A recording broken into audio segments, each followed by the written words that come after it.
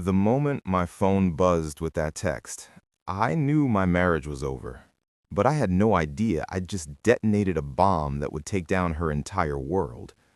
I was standing in my kitchen, eating leftover spaghetti straight from the Tupperware when it happened. No fancy dinner, no romantic setting, just me in sweatpants with marinara sauce on my shirt. It was a Tuesday, I think. Yeah, Tuesday. My last Zoom call had ended early, and for once, the house was actually quiet. No email dings, no Slack notifications, just the hum of the refrigerator and the occasional bird outside. My wife, Elena, well, soon-to-be ex-wife, I guess, was still at work. She handled marketing for this big tech firm, which meant late nights, emergency meetings, and these corporate retreats that always seemed to happen at fancy resorts. Looking back, I guess those were the signs I choose to ignore. You know, if you're watching this and something feels off in your own life, hit that subscribe button on Anonymous Confessions. Trust me, sometimes hearing other people's stories helps you see your own more clearly. Anyway, I was scrolling through my phone, half watching some dumb video, when the text came in. One message. No warning, just 4 words. I cheated, I'm sorry. No punctuation, no explanation, no "can we talk about this?" Just that.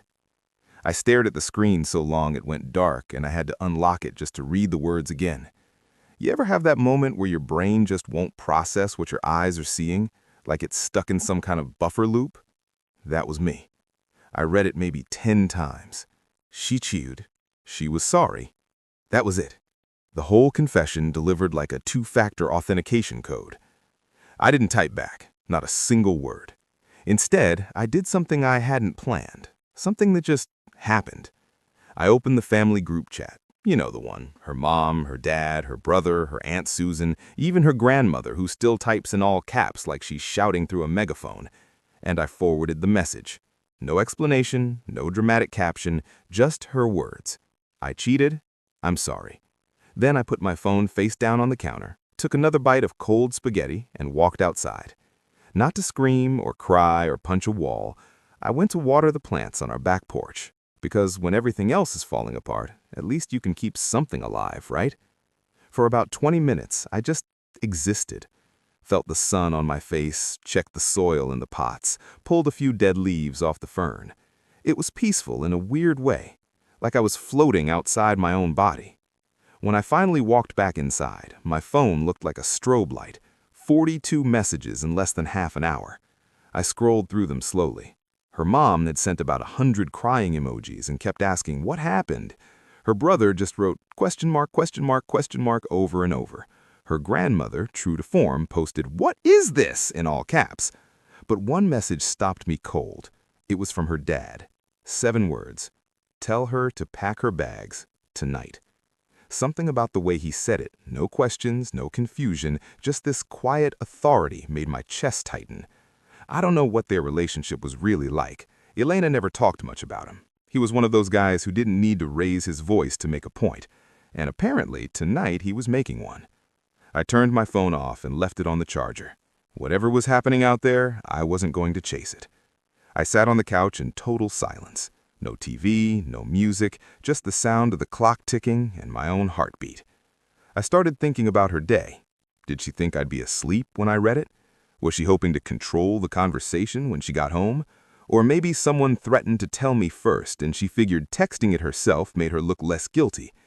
Isn't it funny how cheaters always think confession equals redemption, like saying sorry erases the choice they made? At 6:15, I heard her car pull into the driveway. That was late for her. Tuesdays were usually pasta nights. She'd pick up something from that Italian place on her way home. But tonight, she walked in empty-handed. No food, no smile, no "babe, I'm home." She looked like she'd been crying for hours. Her face was pale, her eyes all puffy, and she just stood in the doorway like she wasn't allowed to enter her own house. "Ethan," she whispered, "can we please talk?" I held up one finger, picked up my phone, opened the group chat, and turned the screen toward her. I watched her face go from confused to horrified in about 2 seconds. Then I asked the only question I'd ask all night. Was this supposed to be the whole truth or just the version you thought I could handle? She didn't answer, but the silence told me everything. She stood in the living room, frozen, like the floor might give way if she moved. I could practically see her brain working, trying to calculate her way out of this. Finally, she said, "I wanted to tell you in person." I just looked at her. "You texted me." She flinched. I panicked. I set the phone down and leaned against the kitchen counter. She kept glancing at it like it was a snake that might bite. "Who?" I asked. Just that one word. Her face crumpled. "It doesn't matter. He's nobody. It was one stupid night and I hated myself the second it happened." I nodded like I understood. She took that permission to keep going. "It was that retreat in Scottsdale. We'd all been drinking and I was in a bad place and you and I hadn't been connecting and—" I cut her off. "You told your dad about the retreat?" That stopped her cold. "What?" "Your dad," I said. "The group chat. I forwarded your message." Her mouth dropped open. You told my parents?" I tilted my head. "You told me." I just hit forward. The color literally drained from her face. She stepped back like I'd pushed her. "You told them before you even talked to me?" I shook my head. "No, you told the people who raised you after you texted the guy who married you. That's the part I can't figure out." She started crying then, real tears, not the performing kind. "Ryan, please, it didn't mean anything. It wasn't love, it was just—" "It wasn't the first time," I interrupted. She went completely still. "What are you talking about?" I shrugged. "You think I didn't notice? The way you'd turn your phone away when I walked by? The weekend your client meeting got extended and you came home with different earrings than you left with?" She opened her mouth, but nothing came out. "Your iPad was on the couch last month, still synced to your messages." I saw everything. Scottsdale, the hotel, the photos. I saw the texts you sent to your friend saying you messed up, but it felt so good. What do you say to that, right? She sank onto the arm of the couch like her legs couldn't hold her anymore. "Why didn't you say something?" she whispered. "Why wait?" "Because I wanted to see who you'd be when you thought nobody was watching. Turns out, you're the kind of person who only apologizes after getting caught." That hit her harder than anything else. She covered her mouth with both hands. "Was he married?" I asked. She nodded slowly. "Kids?" Another nod. "A little girl." I just said, "Good to know." She looked up, confused. "What are you going to do?" And I smiled. Not a happy smile, just a tired one. "Already did it." I walked over to the trash can, tossed my empty spaghetti container, and turned back to her. "You remember Jeremy's last name, right? Because I needed it when I found his wife's Instagram. She runs a baking blog. Real easy to DM. I sent her the screenshots 2 days ago." Elena's face went white. She replied in like 10 minutes. Turns out she'd been suspicious for months. She just didn't have proof. "Look, I know this is intense, but if you're still watching, you're part of the Anonymous Confessions family now. Hit that like button and subscribe. We share real stories like this every day, and honestly, your story might be next." Elena couldn't even speak. She just stared at me like I'd grown a second head.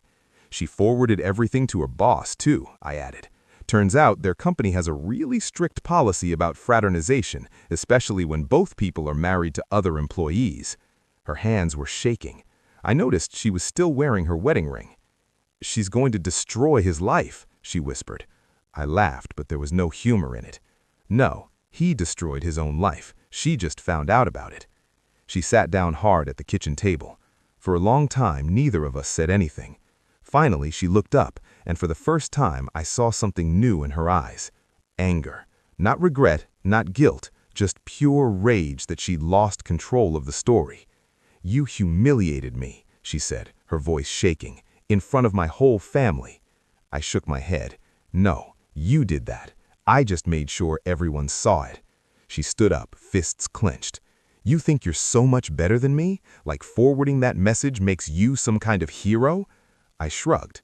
"Not a hero, just tired of being lied to." She stormed into the bedroom, and I heard drawers opening and closing, hangers clanking together. She was packing. For the first time in 2 days, I felt something real. Relief.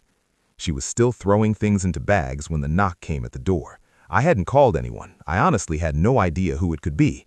But when I opened it, there stood her dad, Tom, still in his work clothes, still wearing that same expression he'd had at our wedding, the one that said, "Hurt her and I'll end you." Except now that look wasn't aimed at me. He walked past me without a word, stood in the middle of the living room, and said just loud enough for her to hear, "Elena, come here." She appeared in the hallway like a teenager caught sneaking out. "Dad?" He looked at her for what felt like forever. Then he turned to me. "I saw the message. I'm sorry, son." And I swear those words hit me harder than anything Elena had said all week. She couldn't believe it either. "You're siding with him?" Her dad turned slowly. "No, I'm siding with what's right." Her mouth fell open. "I raised you better than this," he said quietly. "I raised you to know that choices have consequences, that loyalty means something." Elena's eyes filled with tears, but she didn't cry. She looked stunned, like someone had pulled the rug out from under her. "You don't even know the whole story," she whispered. He cut her off. "Do you? Because from where I'm standing, you haven't told anyone." Anyone the truth? Not even yourself? She stepped back like his words were physical things. Tom looked around the room, at the photos, the quiet, the half-packed bags, and then back at me. "You want her gone?" I looked at Elena. She was holding her suitcase by the strap like it weighed 100 pounds. "I want peace," I said, "whatever that looks like." He nodded once, then turned to her. "Get your things. You're coming with me." "I can't just—" "You already did," he said quietly. "This isn't fair."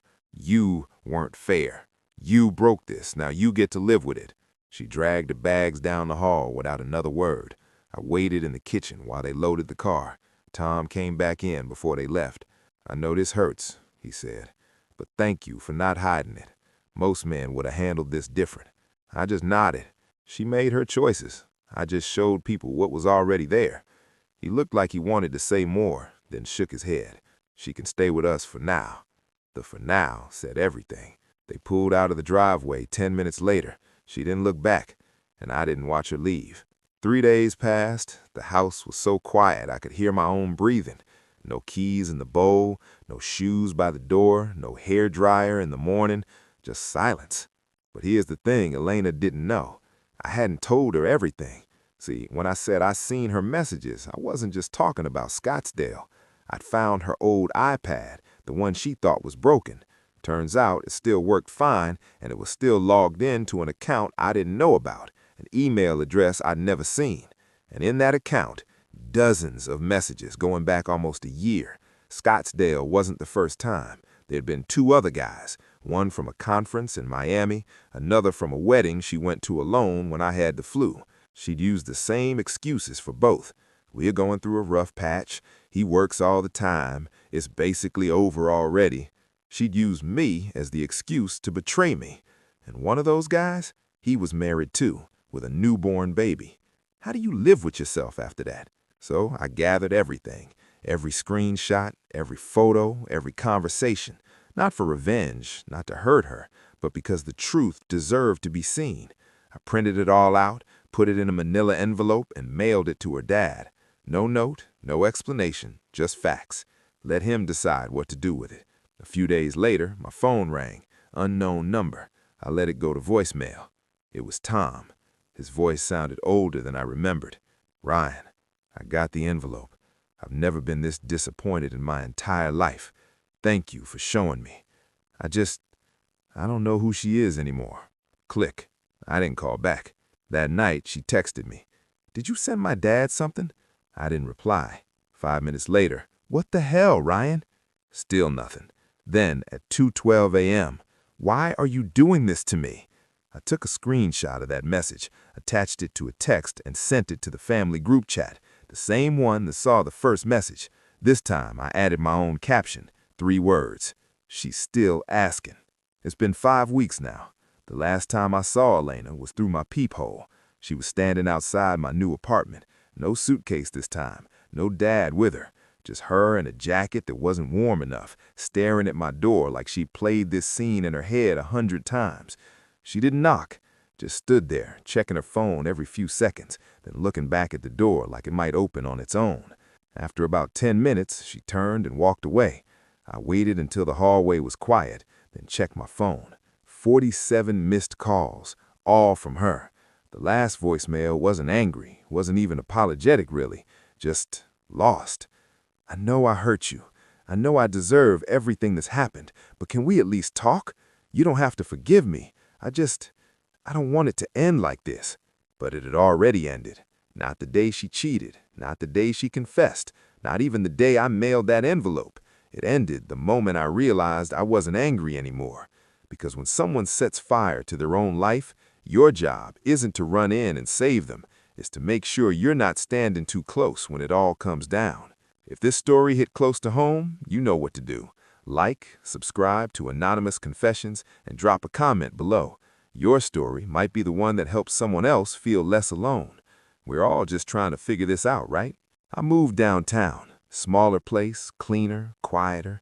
Sometimes I walk to the park at night, headphones in, just watching people. Couples holding hands, parents chasing kids, teenagers making out like the world might end tomorrow. I don't feel bitter when I see it. I just feel ready. Not to date, not to rebound, just to live, without always waiting for the next betrayal. Last week, I ran into a sister at a coffee shop.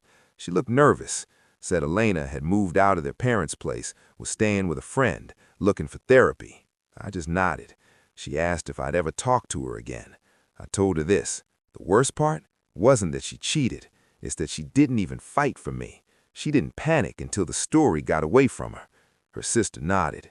Before she left, she said, "You know, she really thought you'd chase her." I smiled. She thought wrong. No courtroom drama, no screaming matches, no dramatic take-me-back scene in the rain, just silence. And for someone like her, that silence was louder than any revenge I could have planned. And that's where my story ends. What's yours?